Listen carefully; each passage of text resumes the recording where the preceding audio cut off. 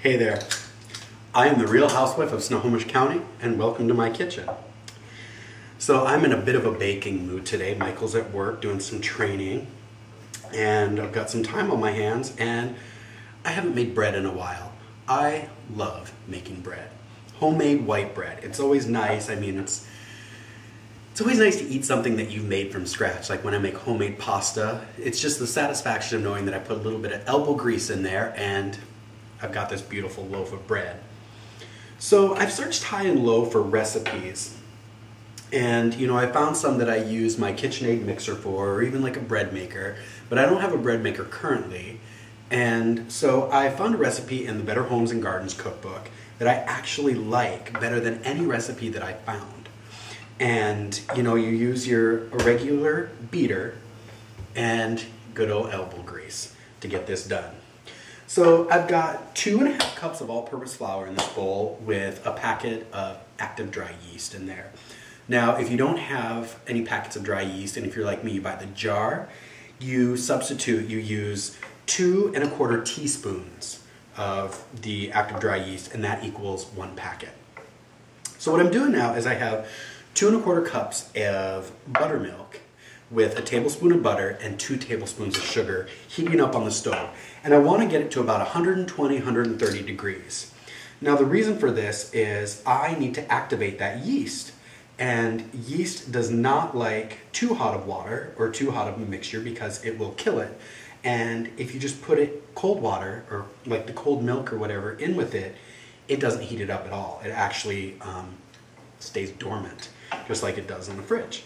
So I'm heating this up. I'm just using my regular thermometer here, my meat thermometer, to get it to about 120 degrees. And then I'm going to add that in and I'm going to mix it.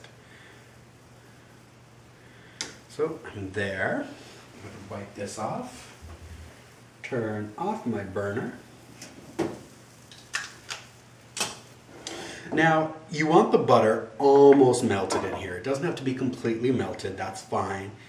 And you can also substitute regular milk for this if you don't want to use buttermilk, but come on, if we're making bread, we might as well make good bread.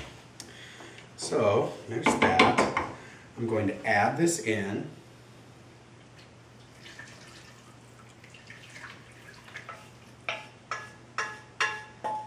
Let me get this out of the way here. Okay, so we're going to use our electric hand mixer and we're going to beat it on a low to medium speed for 30 seconds. Then we're going to scrape the bowl and then we're going to beat it on high for 3 minutes. So here we go.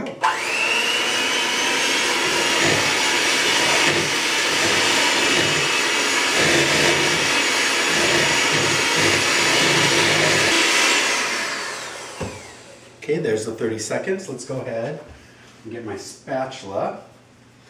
Kind of scrape down the sides here. You want to make sure you get everything. And then we're going to beat this baby high. 3 minutes. Okay. And let's also, get this spatula to use because we're going to need to constantly be getting it back in there. So.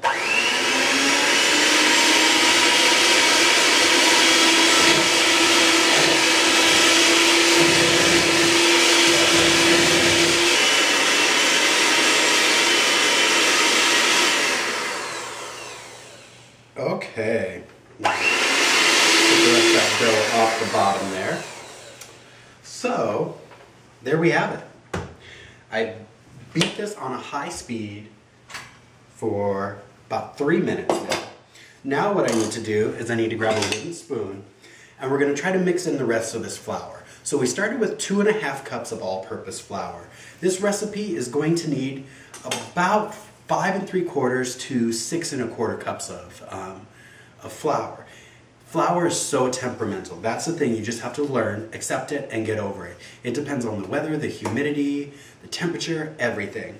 So sometimes things are going to need more flour, and sometimes things are not going to need as much. It's just like pasta. Sometimes when you're making pasta, it requires a hell of a lot more flour than you actually think, or water than you think it's going to need, because that flour is just dry and just sucks up the water. So just use this wooden spoon and just start folding it in You got to figure this is going to take you about 5 or 6 minutes to get this all mixed in. And once we get in as much of the flour as we can, we're going to dump it out onto this board. We're going to flour the countertop, or if you have a cutting board that you want to use, no problems there. So I don't like to add too much flour at a time, you know, about a half a cup at a time. Because like I said, you never really know how much flour that the bread's going to need. And this is where the elbow grease comes in, because this is not really what you would call easy work. So, go ahead and add another half a cup there.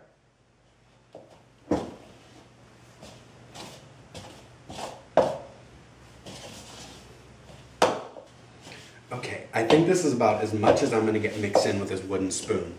What I'm going to do, take my ring off, because I'm not like Miss Paula Deen, who does not mind getting her rings dirty. I don't like getting dough out of my ring, to tell you the truth. So I'm going to flour this countertop here. I'm also going to flour my hands a little bit to facilitate in getting this dough out of here, because it's going to be a little bit sticky, going to be tacky. And if you have some flour on your hands at least, you'll be able to maneuver it a little bit easier. So, and now comes the fun part. You still want to try to get more flour into here. You're just going to have to use some good old-fashioned elbow grease. Now when you knead dough, woo, some flour on the loose there, you want to kind of fold it over onto itself. Keep moving it so it doesn't stick to your board, and just start folding it into itself. And you want this dough to be nice and firm and elastic. So, like I said, this whole process is going to take probably 10 minutes, but stick with it. And what you're doing here, when you knead the dough like this, you're just creating the glutens in it, and it's going to just make such delicious bread, I tell you what. I've made this recipe so many times. I even had a boss once.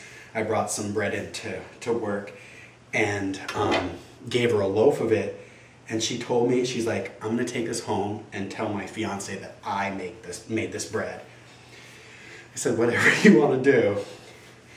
So she came back to work the next day and told me that, of course, he didn't believe that she did it, and wanted to know who actually made it. So she had to come clean and say that her office manager made it. So it looks like this dough is actually going to eat up a lot of this flour. We've had a fair bit of rain here in Seattle lately, and it's actually kind of nice to have the sun out a little bit. The dogs are enjoying the backyard, and Michael and I are enjoying throwing the dogs in the backyard. Funny how the yard wasn't just for the dogs. It was for our sanity as well.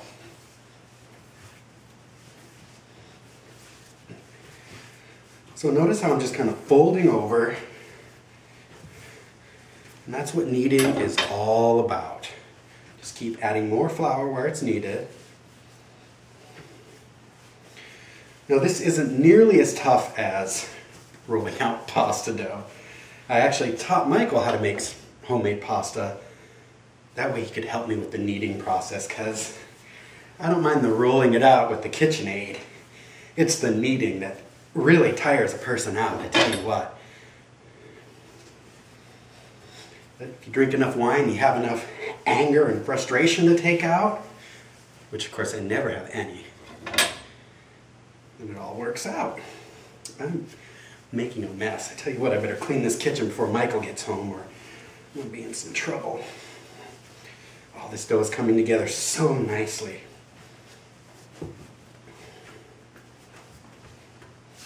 And it is just chomping up this flour.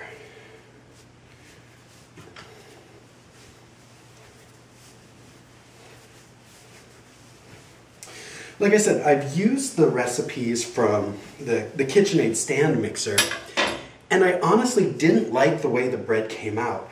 I think that making the bread by hand like this and rolling it out by yourself, it allows you to knead that bread a little bit more. And I don't know if you're like me or not, but I like to know that I've had a hand in my food. I don't like, sure, we all like pre-processed food sometimes because it's easier, or we like the gadgets that help us make these things. But if you can do something on your own, I think it just kind of makes food taste better.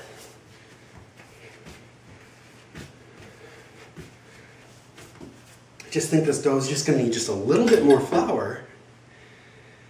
And then we can go ahead and we're going to grease a bowl with a little bit of olive oil. And we're going to get the bread in there and we're going to let it sit and rest and rise. And it's going to about double in size. And we're actually going to get 2 loaves of white bread out of this mix.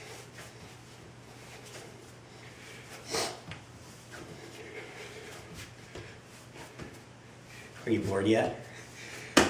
Tired of watching me knead dough?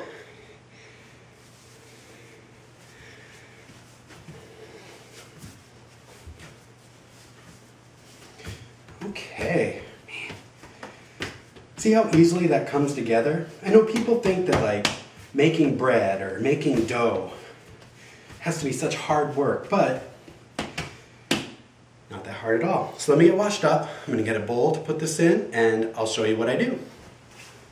Okay, so what I'm gonna do is I'm gonna take this bowl and I'm going to grease it with some olive oil. And this is going to do a couple things. It's not only going to put a little bit of flavor onto the bread, but it's going to help when the dough is rising. It's going to allow it to rise without sticking to the bowl. So you want to get the dough in here. I usually start it on the top, kind of roll it around, and then roll it back onto its bottom there. Its bottom. So now, the recipe calls to put it in a warm place to allow it to rise. If you're like me, like when I made pita bread, I don't have any warm places in my house. I like to keep it cold. So I have a little secret. I use my oven. I don't turn it on. I just get a dish, heat up some water, put some warm water in there, and this is going to provide the nice warm environment that the bread and dough needs in order to rise. So I put my bowl with my bread in there. There you go. So this needs to rest and rise for about 45 to 60 minutes. I just usually let it go about an hour. And in about an hour, I'll see you back here. We're going to divide it, let it rest again, and get it in the oven to bake. All right? Okay, so our bread dough has been in resting for about an hour now. And look at this, doubled in size and beautiful. So what I'm gonna do, dust my board with some flour so it doesn't stick.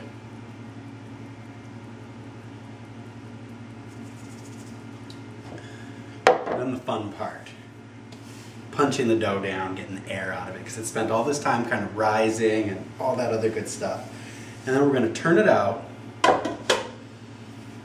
onto the floured surface. And then what I want to do is I'm going to kind of get it lightly coated in this flour.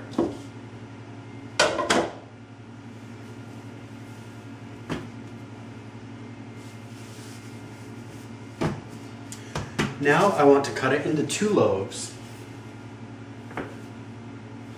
Bench scrape is great for that.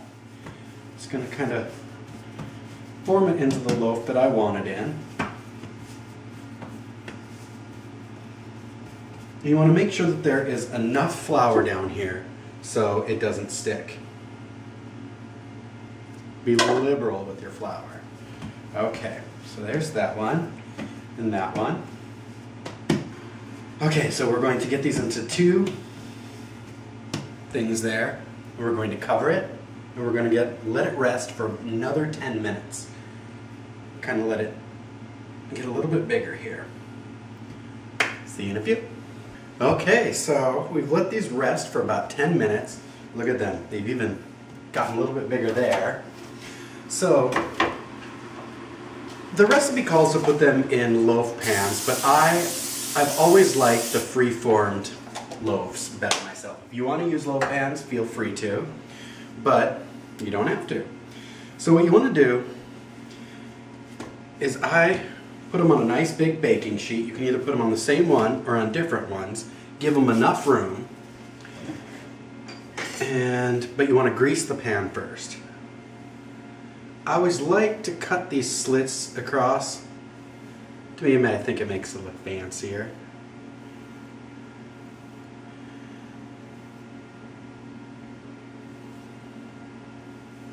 Okay.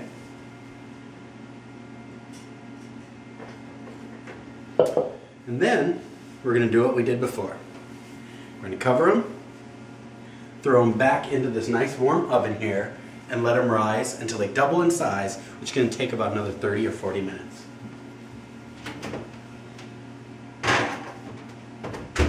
See you back here shortly. Okay, so the bread dough has been in the oven resting, look at that, for about a half hour now, and oh god, it is just so beautiful. Kind of want to separate these two a little bit.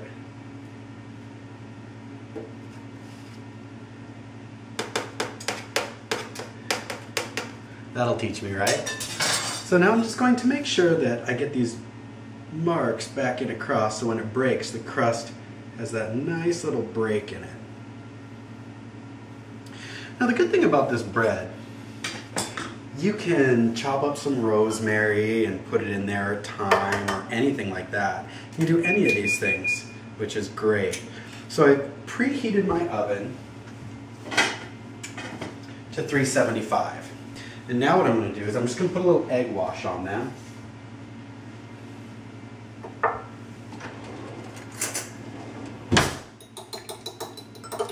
Just a little bit of egg and a little bit of water. And this is going to help the crust to get nice and brown. Now you don't have to do this, but for me it's these little extra touches that I love. And then what I'm also going to do, oh yeah, that's what I'm talking about. Need a little bit more water here.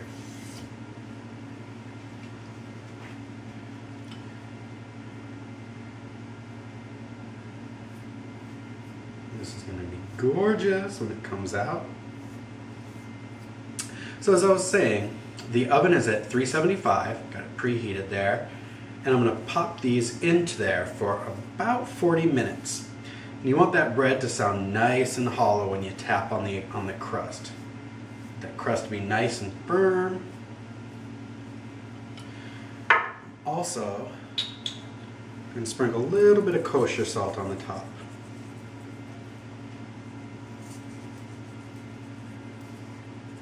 Okay, so these are going to go in the oven, 375 degrees, for about 40 minutes. And if you notice towards the end that the bread is getting a little too dark on the top, go ahead and loosely cover it with foil for the rest of the cooking time. Alright, see you in a bit. Okay, so the bread has been in the oven for about 40 minutes now. And I covered it with 10 minutes left to go. Sounds nice and hollow.